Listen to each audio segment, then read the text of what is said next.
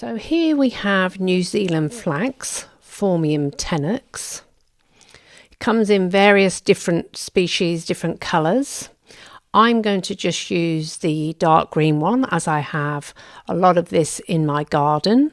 At the top you will see that it naturally splits. So I'm going to just split that, pull that down the middle, and you'll see that splits very easily.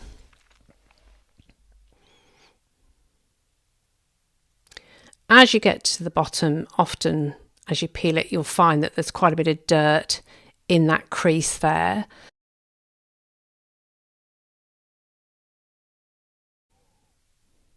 And you're just going to use your needle and just split by putting the needle in the leaf and going from top to bottom. Now, New Zealand flax has great fibre. It's a very strong fibre and great for weaving with. So I'm just going to keep splitting by putting the needle in the leaf and splitting up and down. And you can go as fine as you like, really. You can go quite fine. It depends what you're making, if you're doing random weave or if you're stitching or you're filling in a form. Depends what you want to use it for. So I'm just going to keep splitting and making it quite fine. I'll often be sitting watching the TV or watching a Netflix movie, and I'll do it while I'm doing that because it's an easy process to do and you don't need much concentration. Just try and get your fibres at a similar width. That probably is a good thing to do so it looks even. And then if you're going to use your work a little bit later, if you're going to save your fibres, which I do often if I'm doing workshops, I just bundle them in a circle and then I'll save them. But if I'm going to use them straight away, I might not worry about doing this. So I just put them, and they will actually last for quite a long time like that. And here's some dried fibre here that is probably over 12 months old.